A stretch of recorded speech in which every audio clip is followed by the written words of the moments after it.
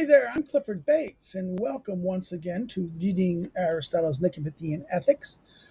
Today we're continuing the examination of the intellectual virtues, and today we're looking at Chapter 8, which deals basically with a contest between what prudence is and prudence and the political art, the connection between prudence and political art. So let's go looking at this. He goes, in fact, the political art, or expertise, politicae, or political expertise, politicae, and prudence are the same characteristic or state or condition, character hexes, though their being is not the same. So therefore, they have the same. They are the same characteristic, but they're what they are not the same. They are not the same in terms of the thing they are, the being. Their thisness, their being in that sense. Their thisness is not the same. Their characteristic of what they kind of do, their character or their condition, right? There is what is similar, are similar, but what they are, their being is not, right? Of prudence, that of the prudence that is concerned with a city. One part is the architectonic prudence, namely the legislative art, and the other, concerned with particulars, bears the name that is common to them, the political art. So, and is bound up with action and deliberation. So, therefore, the architectonic is namely the legislative art, the nomothetike, right? The legislative art, the nomothetike, okay, the nomothetike. This is where he raises the question of nomothetike. Nomothetike, the legislative art. This is the architectonic prudence. So we ended the last chapter. There's two, and there would be an architectonic. There are two here too. There would be an architectonic. So therefore, wisdom would be this. But then he mentions that therefore the architectonic prudence is divided into two things. The architectonic or the ruling thing of prudence would be nomothetike, and the other concerns with particular actions, right? Concern with particulars, and bears the name common to the political arts, the political arts that are bound up with action and deliberation, right? The politicae. So one is the legislative, the ruling, and the other one is the one with particulars, and that is therefore political, right? Thus, people say that only those who issue decrees are engaged in political life, for they alone act as just craftsmen do. Therefore, thus, people say that only those who issue decrees, those make these latter things, these latter people, right? Um, okay, let's go. I'm sorry, I skipped something. For a specific decree is a matter of action, right?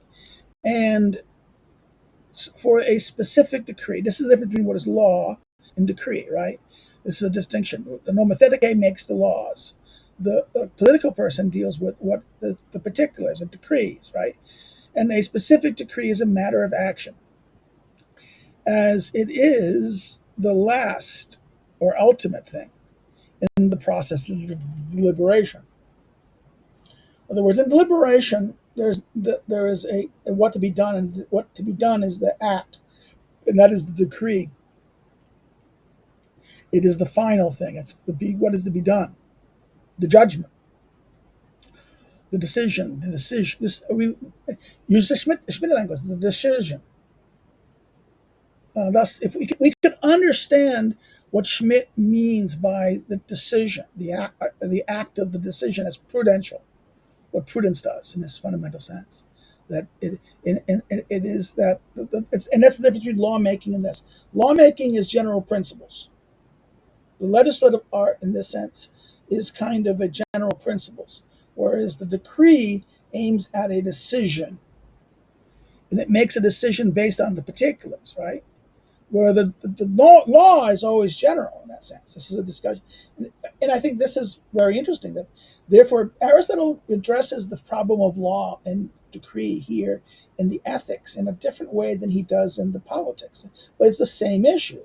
It's a distinction between what is this nomothetike versus political art, is the distinction between a kind of a general prudence, a prudence at the general level, a universal prudence, which is kind of a wisdom, versus a knowledge of the particulars. And they argue that this matters of decree is the real thing, and thus people who say that only those who issue decrees, that this lower political, are engaged in the political life, for they alone act. They produce something. They're doing something. They do as the craftsman. They're engaged in the particular. They're engaged in the making, the doing. That craftsmen do, right? This is why they're the true. That only these people who are doing what the decrees are that. They're the ones who are doing it, not the making of the rules, not the people who do the general principle. So there's the bias towards the latter, and that this is what politique understands itself to be. But there's this tension here, right? Because in addition, the prudence the prudence that pertains to oneself, that is the individual, is held to be prudence especially. And it is this that bears the common name prudence. So therefore, he's trying to explain the different varieties of prudence. In other words, there's one, the political art. There is this prudence that deals with this, and it's at level twofold. There is one that deals with legislation. He divides it in two. There's the one ruling part, that is the legislative art, the nomothetike, the architectonic prudence, and then there's the one that deals with particular things. This is the politicae, and this is the deals with decrees, right? There's a distinction between them, and he makes that metaphor of that. Now, then he talks about the individual. What this is pertains to the cities, right? The art that pertains to this is prudence that deals with of the prudence that concerns itself with city, right? Twofold, architectonic and that the political art. And then he goes, okay, what about the perdition to the self, right? Individuals. Well, this is what prudence generally is. So prudence, therefore, turning to, in other words, the name of prudence that is named for the legislative art, the architectonic prudence, is nomothetike, right? The prudence that deals with the city is politicae. And the prudence that is named for the individual acting, making the correct decision, right, is prudence, right? It is held to be prudence, and hence it bears the common name prudence, phronesis. Of the other kinds of prudence, one part is household management. Whoa. So wait a minute. This household management, another legislation. Ooh, nomothetike. And another, the political art. Wait a minute. The city, what's going on here? So at first he starts with the city, the political art that deals with the city. But then he goes to the individual, and then he goes what? He then moves it like this. He then starts, he gives a new account. One is that, well, the prudence that is general prudence starts here. So one level we deal with the architectonic, the prudence in terms of the city, but then one part is architectonic and the other is particular, the universal, the architectonic, and then the particular, right? Now we go from very interesting thing. He goes from the individual, then he says what? The other kinds of prudence. One part is household management, another legislation, another the political art. And of this last one part is deliberative and the other judicial.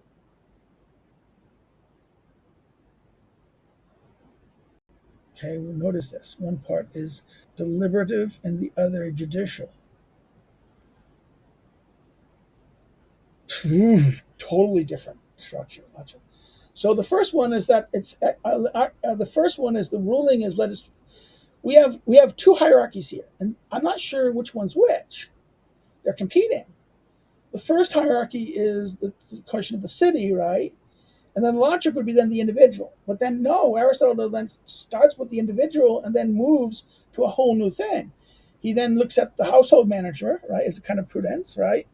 He then he talks about legislation, which was the first one, right? We would think legislation would be there for the things that are concerned with nomothetike, or maybe not lawmaking, right? The lawmaking.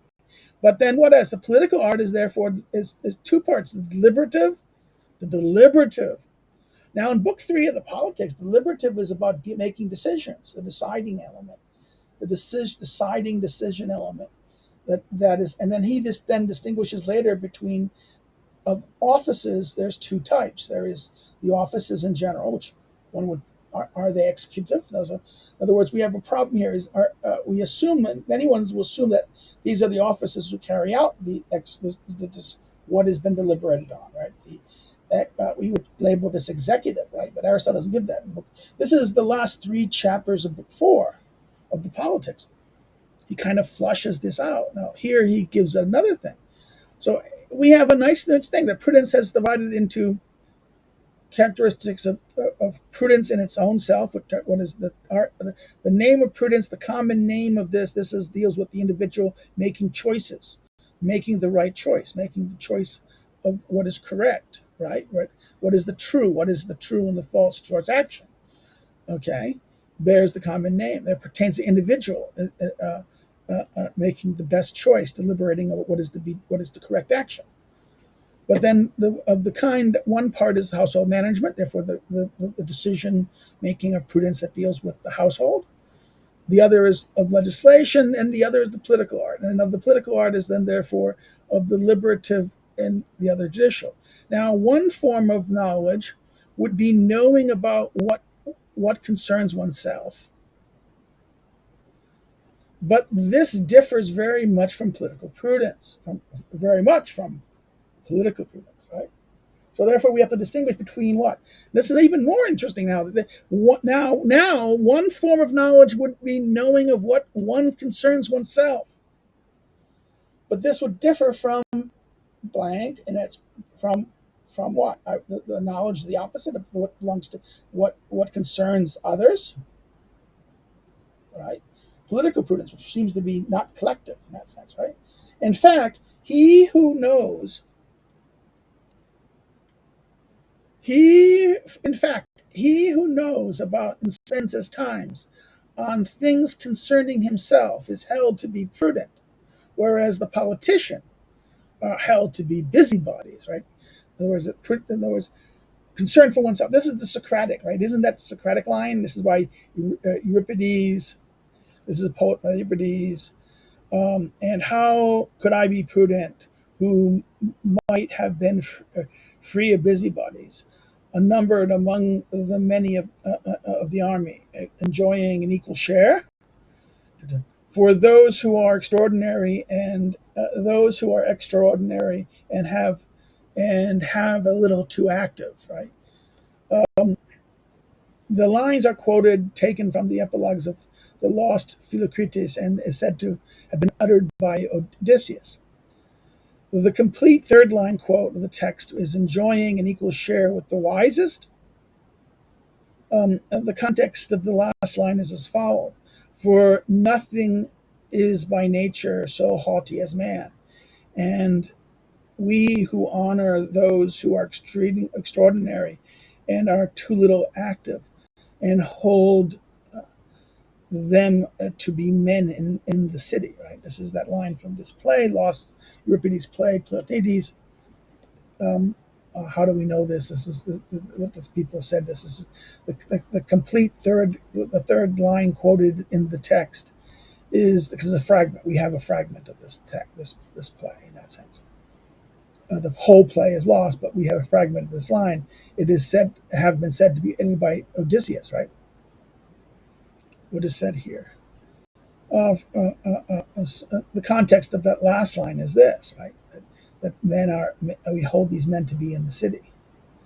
In other words, those who are extraordinary and too little active, because there's joint equal share. This is the men in the city, right?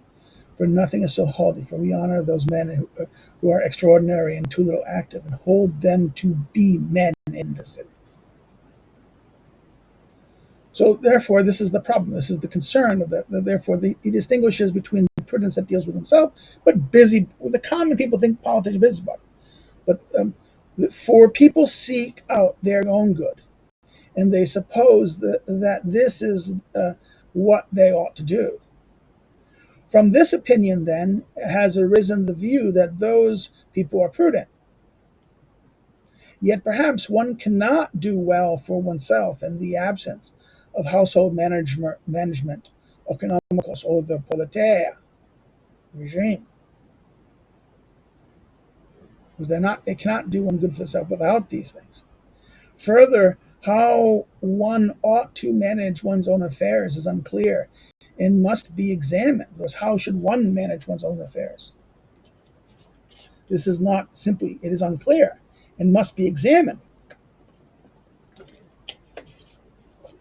So therefore, we get this very powerful moment here that the common view is the idea of prudence is just going to be my own, our individual goods, right? And anything else is as busybodiness. This is what Aristotle seems to suggest is a vulgar account. Now, to what extent does this echo the Socratic argument that mind your own business, right? Busybodies, people like, to what degree is maybe the Socratic account kind of being mocked here a little bit, or maybe suggesting that it's not the Socratic account of taking care of your own?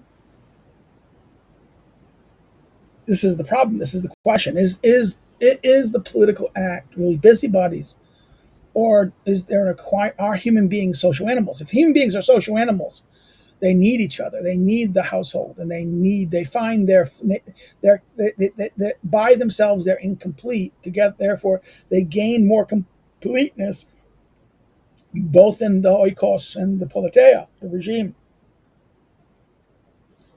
But this we have to therefore, and also the question of how ought one to manage is one affair. Needs to be examined. So let's continue with the paragraph. Next paragraph. One sign of what has been said is, in fact, that the young become skilled in geometry and mathematics, and are wise in such thing, but a young person does not seem to be prudent. They can learn geometry and mathematics. They can be wise in these things, but they don't have experience, right? They don't have prudence. The cause is that prudence is also of particulars, which come to be known as a result of experience. But a young person is inexperienced. A long period of time creates experience. So therefore, prudence is not just simply wisdom; it's wisdom plus experience. And the failure to this, it's a knowledge plus experience. Therefore, the problem with this, you can have knowledge. Young can have knowledge about things like mathematics, and they can be wise about geometry and mathematics, but are not going to be wise on the particulars. In the case that prudence is also of particulars, the cause is that prudence is also of particulars, which come to be known as the result of experience.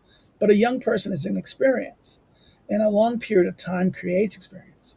And then someone might examine this as well, on account of what indeed might a boy become skilled in mathematics, but not wise or well versed in nature. So, in other words, it's interesting that on account of what indeed might a boy be skilled in mathematics, but not wise or well versed in nature. So we have to examine this question: how can you be? In other words, in other words, is the scope of nature only mathematics and these higher things, universal things, or is nature also the particulars? We understood nomo fusus, that is these higher things, right? These things, the unchanging and the eternal. But what happens if nature also deals with the particulars and the things that are changing? Okay, the nature is both in a sense. Or Is it because the former subjects exist through abstraction, whereas the principles of the latter come from experience? So, in other words, that mathematics and geometry, that's abstraction. It's not really real. In other words, it's abstraction of the things.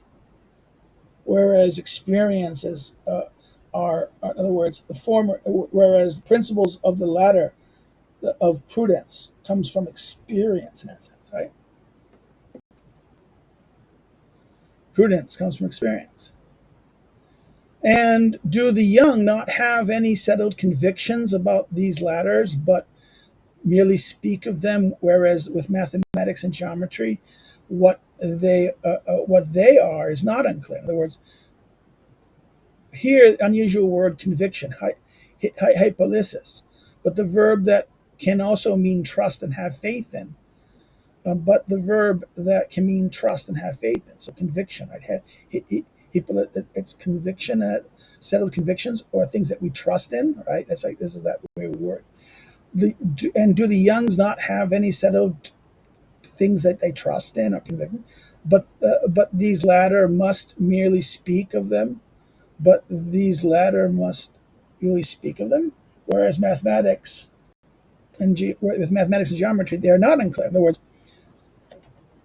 mathematics and geometry is something that is simple. It's not going to be unclear. It's either is or not, or is human things, the things of action, because they're so varied and so complex, they can be otherwise. They're not. In other words, that's the difference, and therefore this is people can have convictions about them. But he says that it's interesting that they have faith in, they have trust in or faith in. They don't. In other words, and the young do not have any about these things. They have no real strong faith in these things. It is the having trust and faith in something is kind of tied to experience. The line here goes. Hold on. Hold on. Pardon.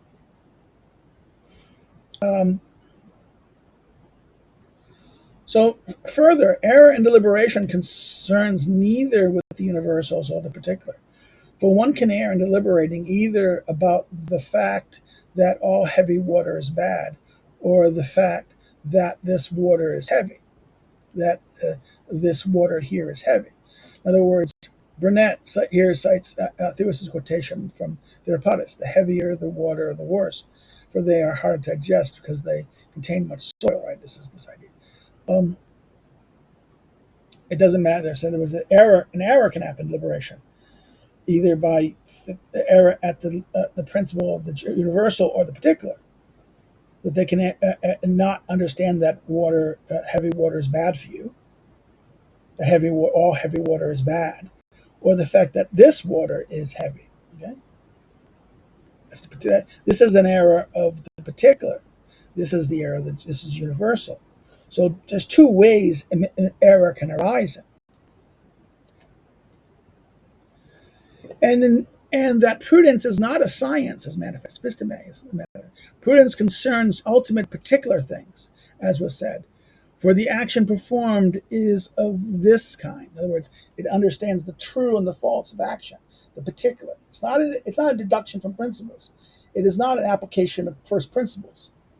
And this is my favorite argument. This is why this is the attack I always had against the Claremont students and Java students, and how they spoke about the application of principles. That prudence is the application of principles. No, it's not. Prudence, if you're gonna if you talk about political action as the application of principles, then you're not engaged in prudence. You're engaged in something different, a kind of deductive episteme, which is more modern. This is more Kantian. Kantian, if you look at Kant's look at practical reasoning, it is kind of a deductive rationality. Okay, this is a deductive rationality. This finds Kant's discussion of this really finds its understanding in kind of Hobbesian conscience. Conscience, the idea of how Hobbes reduces political act to a kind of science of a calculation from principles. That is not, and prudence is just kind of good guessing in that Hobbes, right? That's the uh, uh, uh, therefore there's no prudence in Kant and the moderns. There's only rationality derived from derivatives, kind of principles or rules, okay, general rules. It's from the top down. So to use the language of that political action is application of principles, you're not this is not prudence. You're talking about something fundamentally different from prudence. Okay, this is where I'm going to, I'm explaining here and I'm going beyond the text, but this is what it means. This is why you cannot speak of the engagement of the political things in terms of axioms and things like this is an, is it is this is modern rationality. And modern rationality in politics is problematic in this sense because it distorts the political. It treats the contingent and changing as though they are eternal. And this is the problem here, right? So therefore, this is with this. So prudence concerns the ultimate particular thing.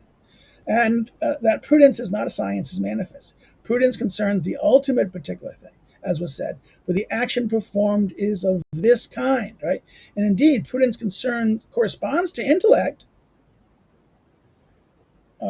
for intellect concerns with defining of boundaries, of which there are no rational account. And prudence is concerned with the ultimate particular things of which there is not a science, but rather a perception. And a perception not of things particular to one set of the senses, but a particular of the sort by which we perceive the ultimate particular thing. In mathematics is a triangle, right? 44. Now here is a very important thing. Now, first of all, boundaries, hori. Ambiguous term which simply means markers, right? Can mean a defining of a thing. Markers. They're just defining markers, defining points. For intellect is concerned with defining boundaries, defining marks. This is nous. This is what he says in like nous. Nous achieves us these marks, these arche, these principles, these ultimate things, right? Now, what's interesting here is prudence is a kind of tied, it corresponds to nous. He says here, prudence corresponds with nous because for intellect is concerned with defining boundaries, and there's no rational count. By rational count, he means deductive. It's not deductive. The rational account here is the deduction. You don't deduct first principles. You don't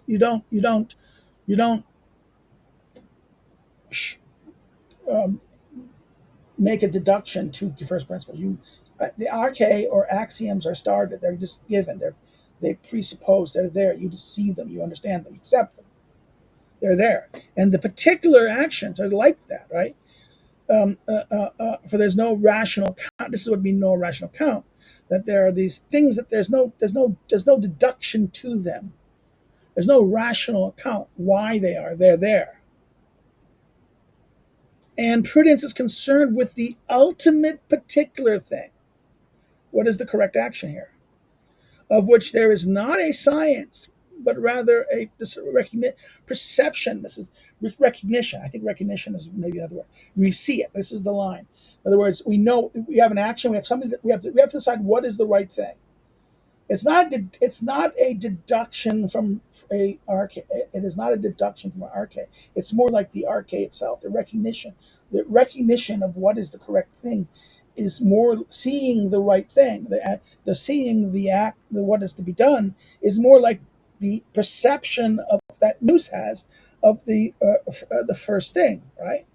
The arche, the principle, or the axiom, right? This is like that in that sense. For which they are not a science, but a perception. A perception is not a thing particular to one sense, but a perception of sort which we perceive the ultimate things, right? The ultimate particular thing. And he gives the example of mathematics as the triangle, right? The triangle is this axiom, this rule. Now, 44 is a big note. Let me read it. As Gautier and Joliffe say, this sentence has occasioned two principal interpretations. Among the first, put forth by St. Albertus Magnus and followed by Burnet, among others, that the triangle is the ultimate tol echelon, the ultimate tol escalon, that in a sense it is the last thing in one's analysis. So Burnet, the case supposes that the geometer who breaks up his figures till he comes to something, say, a triangle, which enables him to start the construction of proof that which he aims, right? You get to an axiom. You see the triangle. You see the mathematician is doing something and he sees the axiom. He deduces everything till he gets to a point where he can get that, and then he can then make sense of the whole thing, right?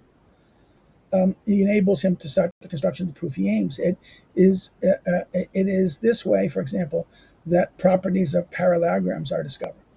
The second interpretation is stated by St. Thomas Aquinas, adopted by Gautier and Joliffe, and among others, to the effect that Aristotle is illustrating the thought that we simply perceive a given thing, the tol echelon, as what it is, and must rely on that perception in whatever we may go on to say about it, be it the triangle or any other geometric thing. So therefore, there's two interpretations here. One is arguing that prudence allows us to then see that logical axiom and then logically construct the logic from it. Or here is that this to understand it in the same way. In other words, that rather that prudence. In other words,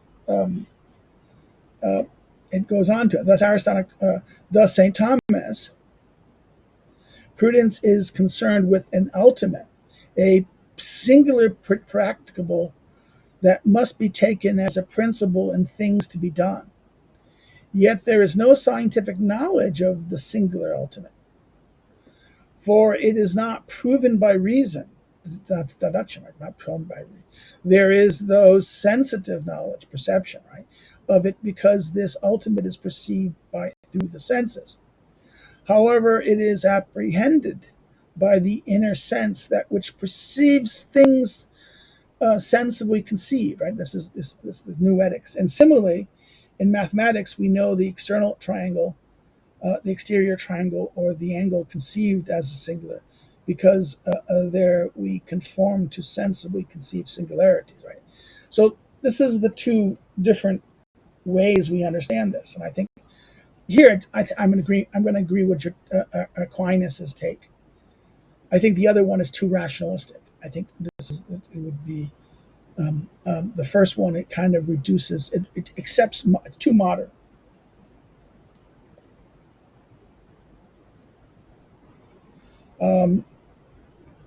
Burnet. I think that's the problem. Burnet's.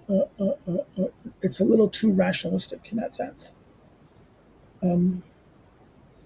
It doesn't really distinguish between science and episteme.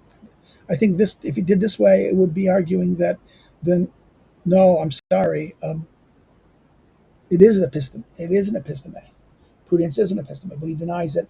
To have it denied that prudence is not an episteme, not a science, it differs from that. You couldn't read it the way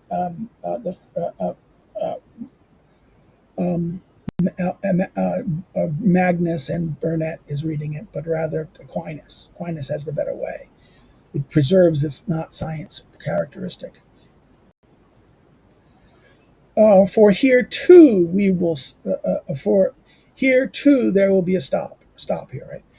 There's a stop in a sense. For here too there will be a stop in that sense, isn't it? But this is perception rather more than prudence. The mathematical thing, in mathematics, is pure perception. Prudence is more than that.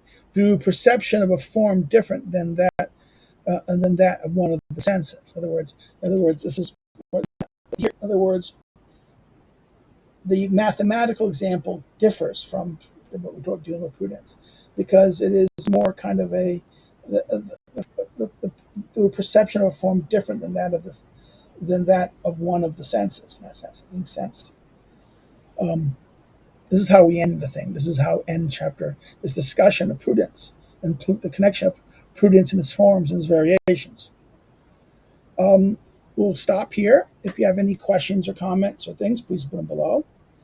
And when I see them, I respond to them. If you have any issues or comments or want further explanation, if you liked it, hit the like button, share it with friends, share it on your social media, post it, and spread it far and wide.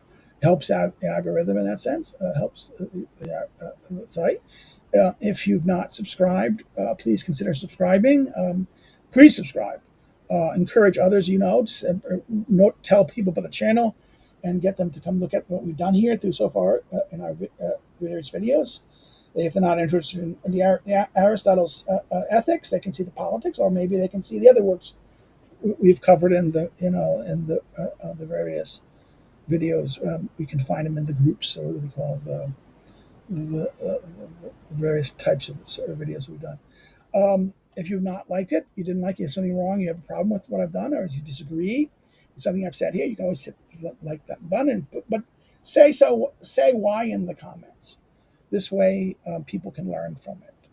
People have the ability to learn and benefit from this. If you want to follow you want to know more about me and follow me around on social media, you can see the links below.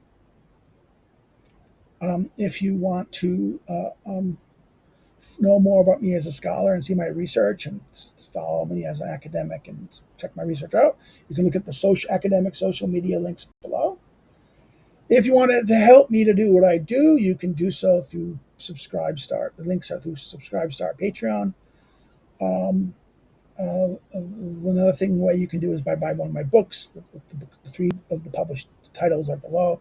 You can do so by ordering from your local bookstore or through an online server like Barnes & Noble, Amazon, or a similar server like that. Those of you who are doing the politics and wish to study from it, I would recommend my Lulu publisher book, A Notebook for Aristotle's Politics, which is kind of like a study guide to go through the politics. And what you should do with this is that you should, well, to do this, you go buy it through Lulu, because that way I will get the money the bookstores will get. Okie dokie, that's it. I will see you next time we look at chapter 9. Take care and have a good day. Bye-bye. See you.